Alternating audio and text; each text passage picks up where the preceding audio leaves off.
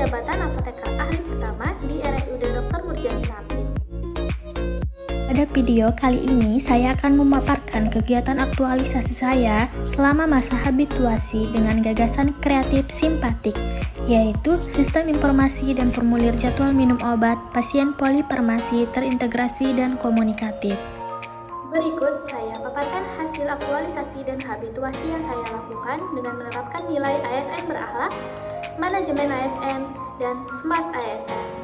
Adapun rangkaian kegiatan saya terdiri dari 7 kegiatan rangkaian, yaitu kegiatan pertama, Kopi Farmasi, yaitu koordinasi dan konsultasi bersama mentor dan kepala instalasi farmasi terkait rencana aktualisasi yang akan dilakukan.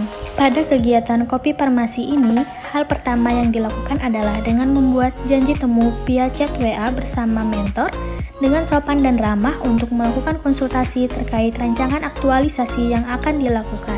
Setelah didapatkan jadwal janji temu, tahap selanjutnya yaitu menyampaikan isu atau masalah yang diangkat beserta gagasan atau kegiatan yang akan dilakukan kepada mentor dan meminta izin untuk melakukan aktualisasi di RSUD Dr. Murjani dengan bersikap sopan, santun, dan komunikatif, serta menghargai pendapat atau masukan yang diberikan. Pada tahap Kopi Farmasi ini, mentor maupun kepala instalasi farmasi memberikan dukungan penuh terhadap kegiatan aktualisasi yang akan dilakukan guna meningkatkan pelayanan kepada masyarakat maupun pasien, khususnya di instalasi farmasi sendiri. Kegiatan kedua, formasi, yaitu formulir manajemen obat pasien dengan membuat media form jadwal minum obat manual yang efektif dan mudah digunakan. Kegiatan formasi ini merupakan kegiatan lanjutan dari tahap kegiatan aktualisasi yang dilakukan.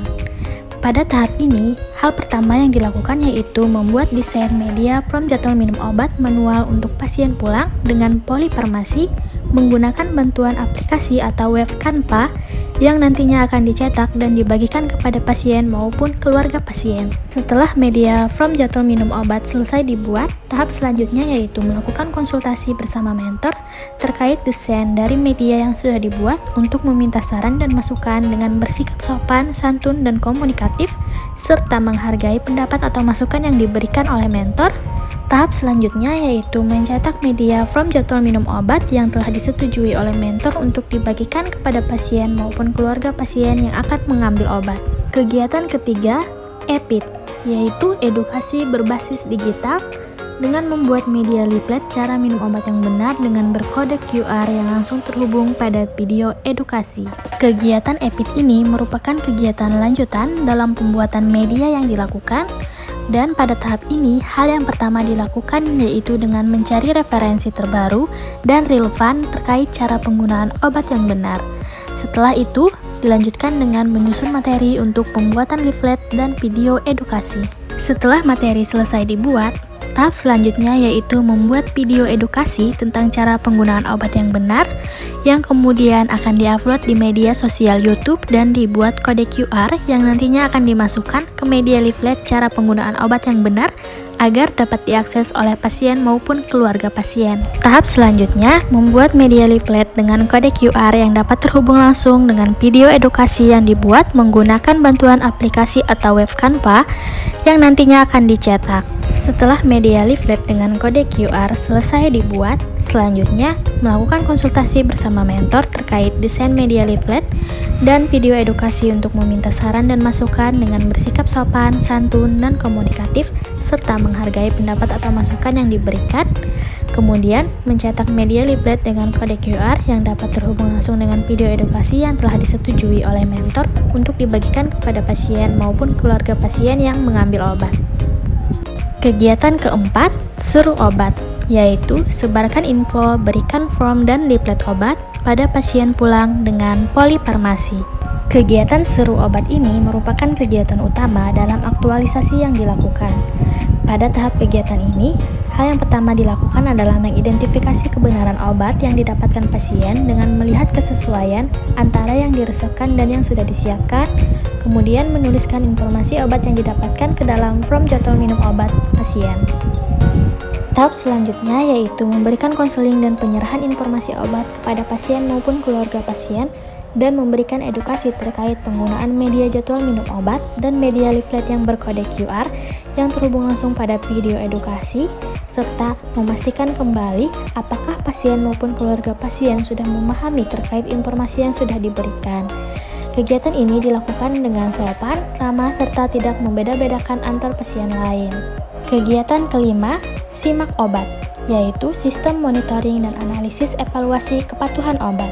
Kegiatan simak obat ini merupakan kegiatan evaluasi dan monitoring dari seluruh obat dengan melakukan wawancara via chat WhatsApp kepada pasien maupun keluarga pasien yang sudah mendapatkan media from jadwal minum obat dengan bersikap sopan dan ramah ketika melakukan wawancara. Wawancara dilakukan untuk melihat kepatuhan pasien dalam meminum obat dan melihat apakah pasien sudah memahami terkait penggunaan jadwal minum obat yang diberikan. Setelah didapatkan hasil evaluasi dan monitoring, tahap selanjutnya yaitu melakukan konsultasi bersama mentor terkait hasil kegiatan yang dilakukan untuk meminta saran dan masukan dengan bersikap sopan, santun, dan komunikatif, serta menghargai pendapat maupun masukan yang diberikan. Kegiatan keenam, lanjut obat, yaitu lakukan tindak lanjut penggunaan media obat dari hasil monitoring dan evaluasi. Kegiatan lanjut obat ini merupakan kegiatan lanjutan untuk melihat apakah kegiatan aktualisasi ini ada kendala atau tidak dengan melihat dari hasil evaluasi dan monitoring yang sudah dilakukan. Dari hasil evaluasi dan monitoring didapatkan bahwa pasien sudah memahami bagaimana cara penggunaan obat yang benar dan meminum obat sesuai jadwal minum yang sudah diberikan, dan dari hasil wawancara via chat WhatsApp juga didapatkan bahwa pasien tidak memiliki kendala ketika menggunakan form jadwal minum obat yang sudah didapatkan. Sehingga pada kegiatan lanjut obat ini tidak ditemukannya prioritas perbaikan dan tidak adanya implementasi tindak lanjut perbaikan yang dilakukan. Tahap selanjutnya yaitu melakukan konsultasi kembali bersama mentor terkait hasil kegiatan yang mana tidak adanya implementasi tindak lanjut perbaikan dikarenakan tidak adanya kendala yang didapatkan dari hasil evaluasi dan monitoring. Kemudian kegiatan konsultasi ini dilakukan untuk meminta saran dan masukan kepada mentor dengan bersikap sopan, santun, dan komunikatif, serta menghargai pendapat maupun masukan yang diberikan.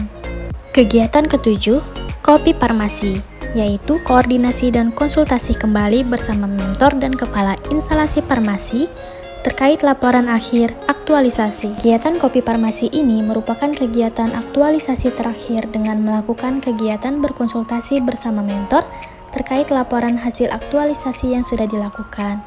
Yang mana hal pertama yang dilakukan adalah dengan membuat janji via chat WhatsApp bersama mentor dengan sopan dan ramah untuk melakukan konsultasi terkait laporan akhir aktualisasi yang dilakukan. Setelah didapatkan jadwal janji temu bersama mentor, tahap selanjutnya yaitu menyampaikan hasil laporan aktualisasi yang dilakukan di RSUD Dr. Murjani, khususnya di Depo Farmasi Rawat Inap, dengan bersikap sopan, santun, dan komunikatif, serta menghargai pendapat maupun masukan yang diberikan, yang kemudian menyusun kembali laporan akhir aktualisasi yang sudah dilakukan berdasarkan format yang diberikan dengan penuh tanggung jawab.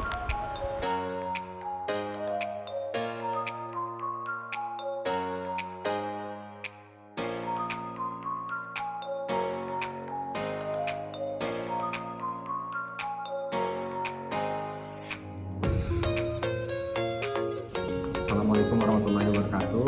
Saya Ilham Fahmi, Kepala Bidang Pelayanan Penunjang RSUD Dr. Murjani Sampit.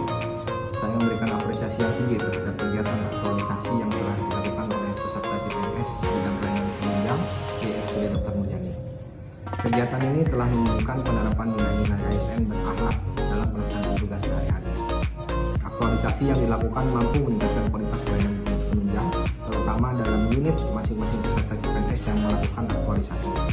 Hasil kegiatan ini berdampak positif bagi pasien dan tenaga kesehatan karena memberikan kemudahan, kejelasan informasi, serta mendukung keselamatan pasien.